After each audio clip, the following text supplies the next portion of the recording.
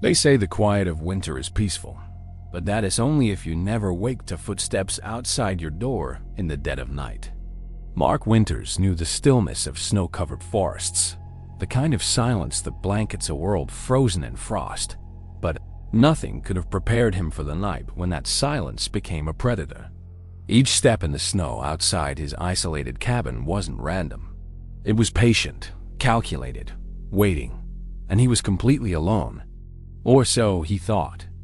Mark had always believed he understood winter, the frozen roads, the biting wind, the way snow can swallow sound and create a world that feels suspended in time.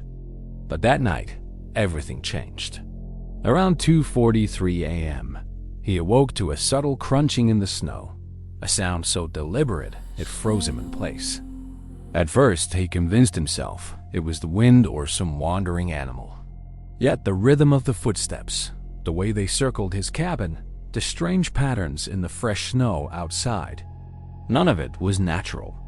As he pressed his forehead to the frost-covered window, moonlight revealed footprints that shouldn't exist.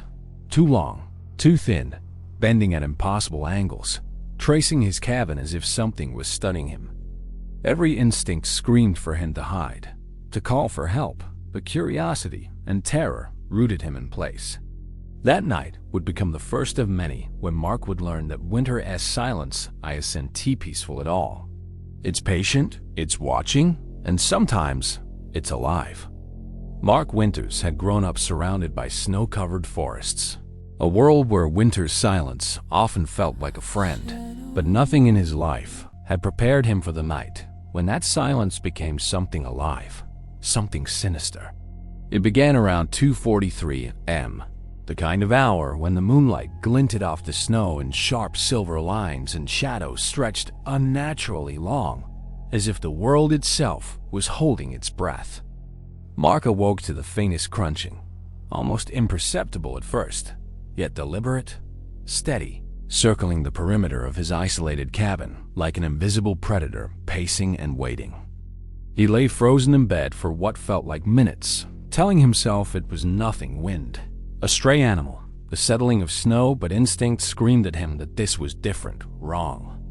Sliding silently from his bed, he crept to the frost-covered window and pressed his forehead to the glass, squinting into the pale light. There, etched into the freshly fallen snow, were footprints that made no sense. Impossibly long, unnaturally thin, bending at angles no human or animal could manage, forming a slow, deliberate path around the cabin. His pulse quickened and a cold shiver ran down his spine as he saw the prints stop abruptly at the porch, then resume in strange looping patterns as if whoever or whatever was out there knew exactly where he was at every moment. A scraping sound at the back door made him jump, and his flashlight shook in his hands as he raised it to scan the tree line.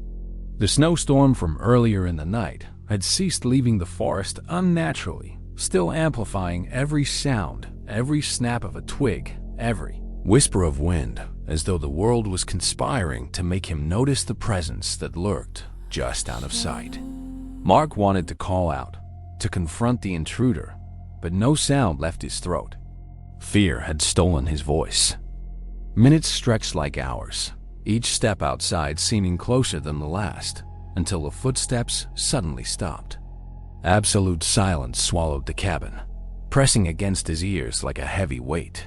And for a terrifying moment, Mark thought it had vanished entirely. Then came a faint thud against the window, a movement so subtle he almost missed it, but enough to send his heart leaping. Something was there, watching, patient, impossibly patient. Mark's mind raced, a whirlwind of rational explanations and creeping horror, but nothing explained the footprints, the sound, the feeling of being observed by something that should not exist. By the time the first light of dawn broke across the frozen forest, the footprints ended abruptly in the snow, leaving no sign of departure, as if whatever had come had simply stepped out of this world. Mark collapsed into a chair, shaking, knowing that something had been here with him, studying him, testing him. And deep down, a terror he could not name whispered that this was only the beginning. Because winter's silence isn't empty. It's patient, it's aware, and it waits for the next night. The next footsteps, the next soul who believes they are truly alone. Mark thought the morning light would chase away the fear, but by noon, the forest surrounding his cabin felt heavier, darker, as if the trees themselves were leaning closer to watch. He tried to shake off the terror from the previous night, telling himself it had been an isolated incident, a trick of sleep deprivation, a storm-induced hallucination. But when he stepped outside to check the snow, his stomach dropped. The footprints had returned, not fresh, yet perfectly tracing the edges of the cabin, looping and intersecting in patterns that made no sense, as if someone or something had been walking just beyond the tree line while he slept, circling and pacing, aware of every inch of the property.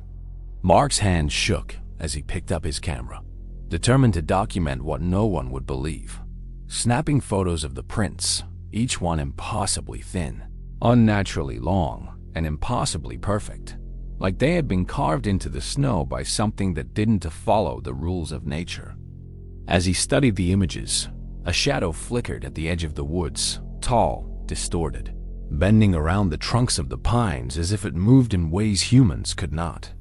Mark froze, flashlight in one hand, camera in the other, daring not to breathe. The shadow didn't retreat.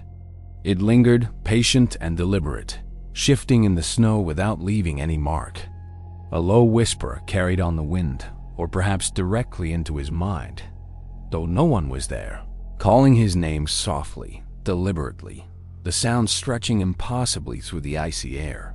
Panic surged as he backed into the cabin, slamming the door, bolting it, but the sound persisted, growing in confidence, moving around the structure. Every window, every wall, every snow-drifted corner seemed to vibrate with awareness. Mark's rational mind screamed that he was imagining it, that fear had taken his senses, but the footprints outside proved otherwise. When he dared glance back out the window, the shadow had vanished, leaving only the snow glimmering under the pale sunlight, untouched except for the footprints that seemed to disappear mid-step, as though whatever was out there had folded into the wind itself. Mark's heartbeat pounded, every instinct telling him to flee, yet he felt rooted, trapped by the knowledge that the forest wasn't empty, that the cabin wasn't safe, and that whatever had visited him last night wasn't finished. By evening, the storm returned, snow piling high against the windows, muting every sound except the ones he feared the most. The faint, deliberate crunch of steps circling the cabin, scratching along the wooden walls, pattering near the roofline, always patient, always waiting. Mark realized with a cold clarity that this was no random entity, no human trespasser, and no animal. This was something that understood him, something aware, something ancient that stalked him in silence, using winter's frozen quiet as camouflage. He tried to reach out for help, for the outside world, but cell service had vanished hours ago, as if the storm itself had severed his connection.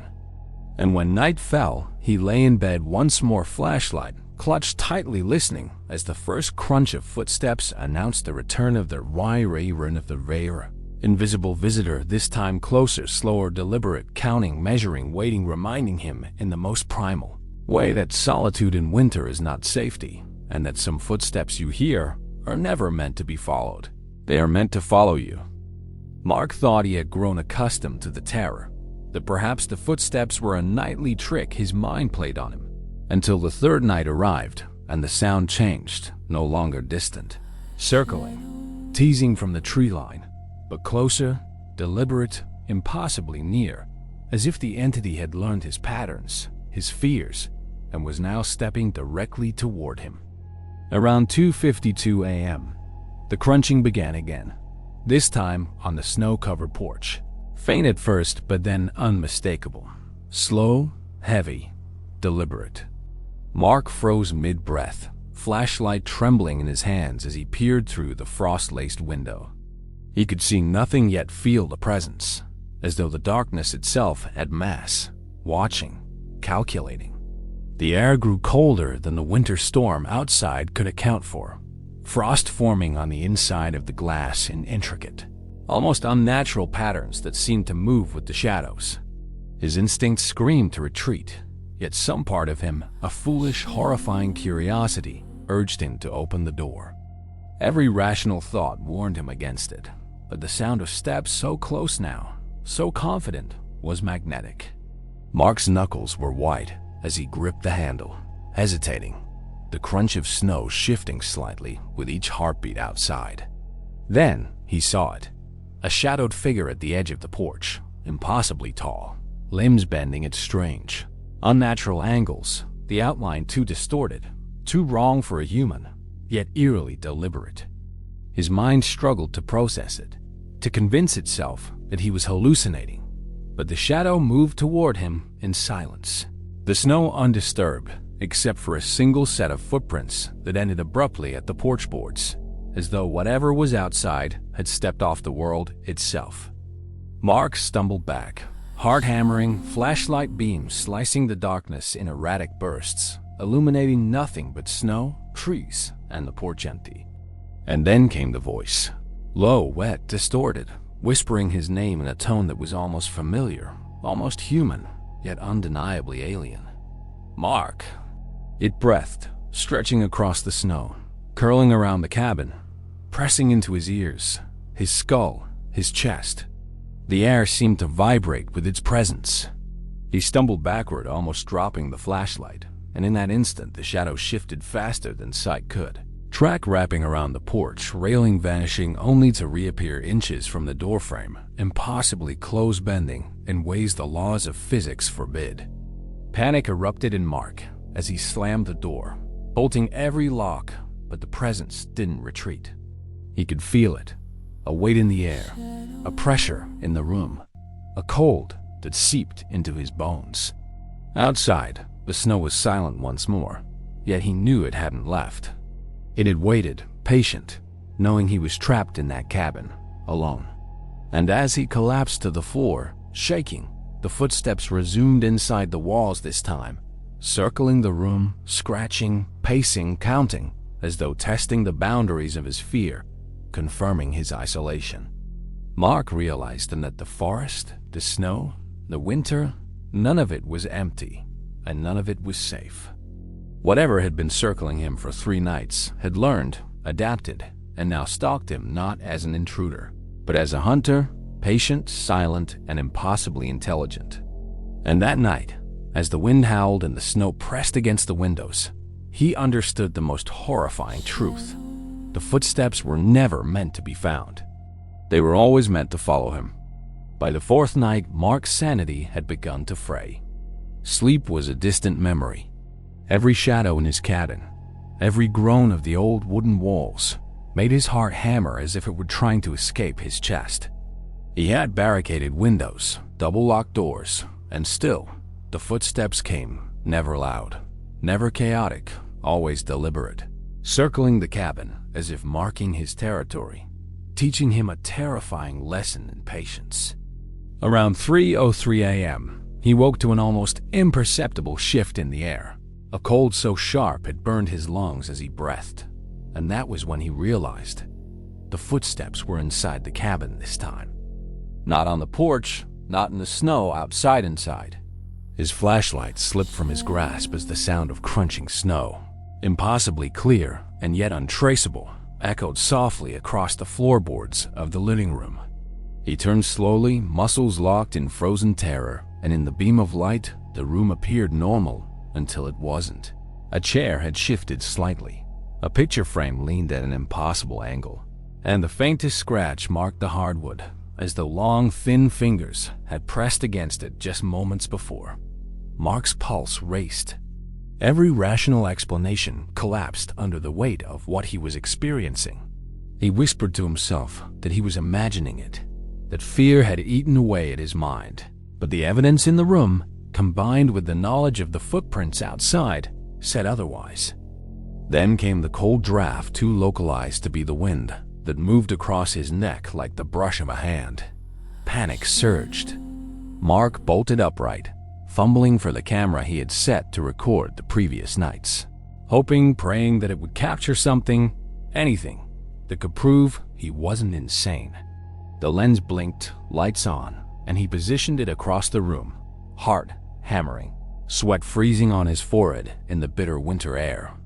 Minutes passed like hours. They only sound the low, deliberate creak of the floorboards that didn't belong to him.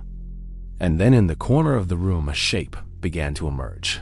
A silhouette so dark it seemed to absorb the faint light of the lamp, elongated, twisted limbs bending in unnatural angles. A presence that shouldn't exist in this world, yet undeniably did. Mark froze, tears stinging his eyes, breath coming in ragged gasps as the figure moved toward him, silent except for the soft, deliberate crunch of snow that somehow resonated in the cabin itself. It stopped a few feet away, impossibly close, and for a heartbeat, he saw the faintest glint in what might have been eyes, though they were nothing like human eyes. Too bright, too reflective, too knowing. Mark wanted to scream, to flee, but his body refused. The presence lingered, patient, studying him, waiting for a reaction. And then it did something impossible. The air seemed to bend, the room stretching slightly as though reality itself was yielding to this entity. The scratching against the floor intensified, a rhythm that pressed against his mind, marking time, counting, anticipating. And in that moment, Mark understood the horrifying truth. It had been here all along, unseen, waiting, moving through walls, stepping through the snow and then through the floor, learning, testing, teaching him a fear so deep it had seeped into his bones. By the time dawn broke, the figure had vanished, leaving Mark trembling, exhausted, and forever changed. The footprints outside remained, ending mid-step as though the entity had simply folded itself out of the world. And Mark knew, with a certainty that chilled him more than any winter wind, that it would return. Because it had found him, and it was patient, relentless, and infinitely aware. Mark Winters had reached the edge of his endurance by the fifth night. Sleep had abandoned him entirely, replaced by a constant gnawing fear that left his body tense, his mind racing, and his nerves raw. The snowstorm outside raged, wind lashing against the cabin as if trying to break in. But Mark knew the storm itself was not the enemy. It was merely a cover, a veil for the presence that had been haunting him for days. Around 2:58 a.m., he awoke to the familiar crunching, but this time it was different, closer, heavier, and unmistakably deliberate. His eyes snapped open to the darkness, ears straining as the soft rhythm of snow compacting under invisible feet pressed into the floorboards beneath his bed. He froze, realizing in a cold, gut-twisting moment that the sound wasn't coming from outside. It was inside, circling him now, impossibly silent yet audible in his skull. Trembling, he reached for his flashlight and camera, fumbling as his hands shook violently. The light cut through the darkness, illuminating only empty floorboards, furniture untouched, yet the presence was undeniable, pressing against him like a living weight. Then from the corner of the room he saw it, or thought he did.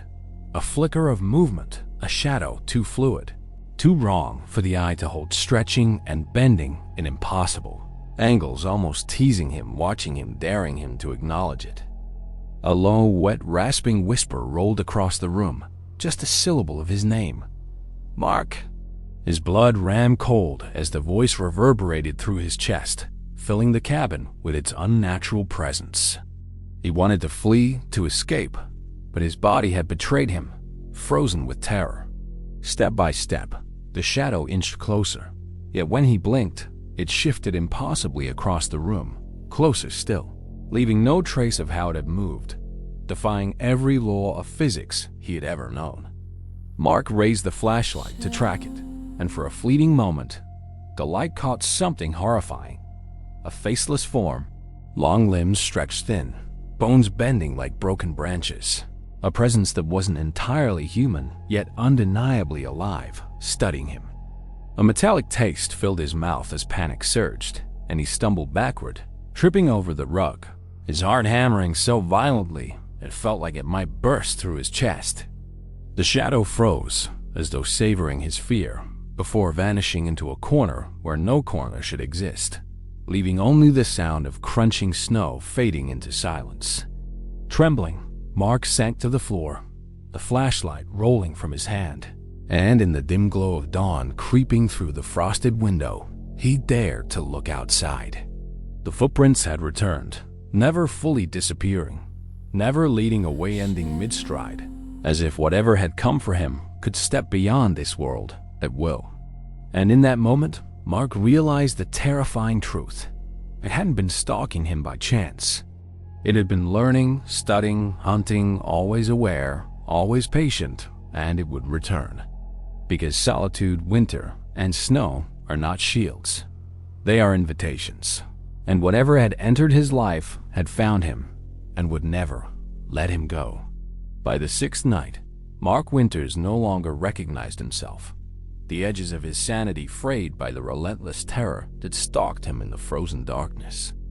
He had barricaded doors, triple-checked locks, and even stacked furniture to create obstacles.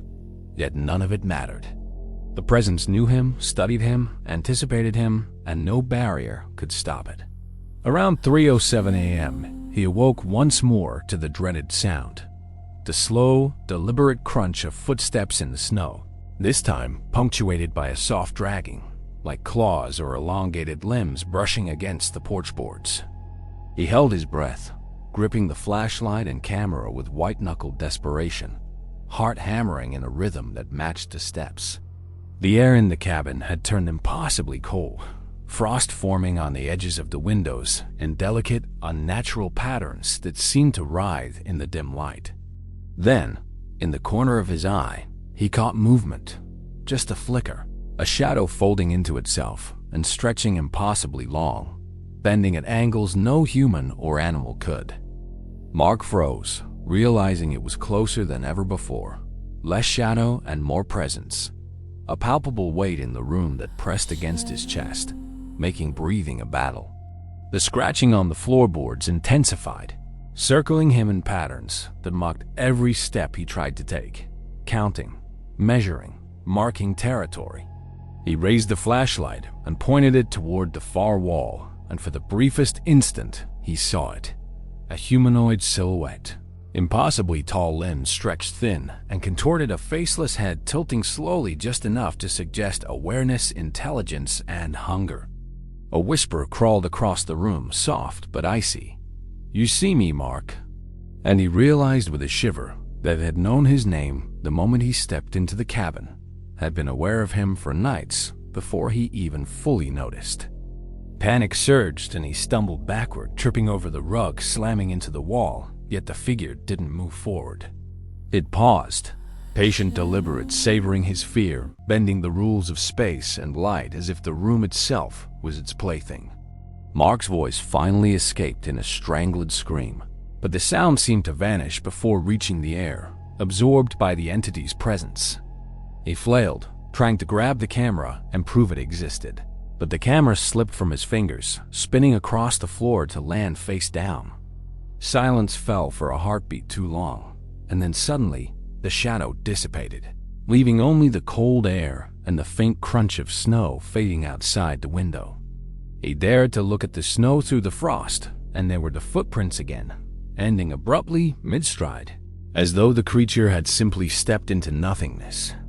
Mark collapsed to the floor, shaking uncontrollably, knowing he had glimpsed something that defied reality, something that would return, patient and relentless.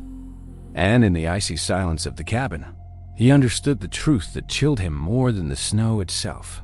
He was never alone, and winter as quiet was only a prelude to the sound of footsteps that would haunt him forever. The seventh night arrived, and Mark Winters no longer distinguished between wakefulness and nightmare. Every creak, every whisper of wind, every shadow in the snow was a reminder that the presence never left, that it had claimed his nights, his mind, and a piece of his soul.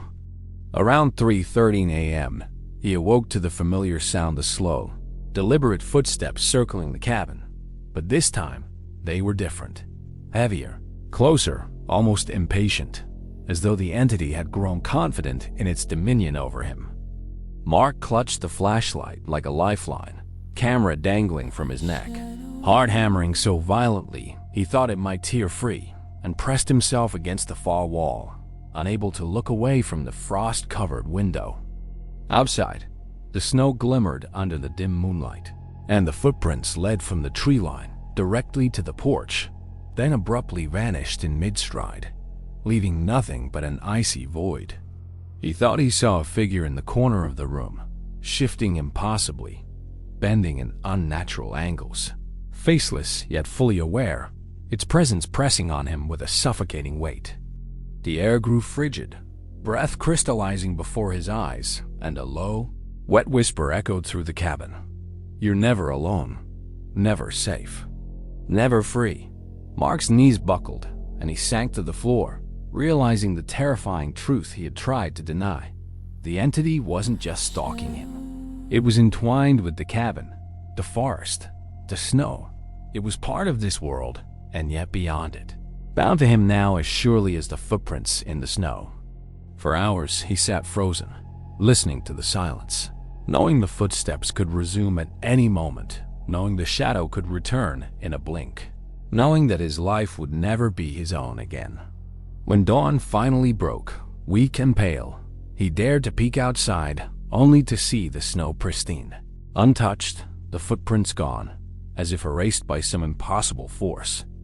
Mark shivered, staring into the empty woods, understanding fully that the entity had not vanished, had not fled.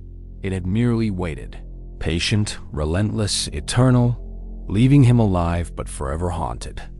And every winter from that night onward, when the wind whistles through the pines and the snow crunches underfoot, he wakes with a start, heart pounding, listening for the footsteps that remind him of the truth he can never escape.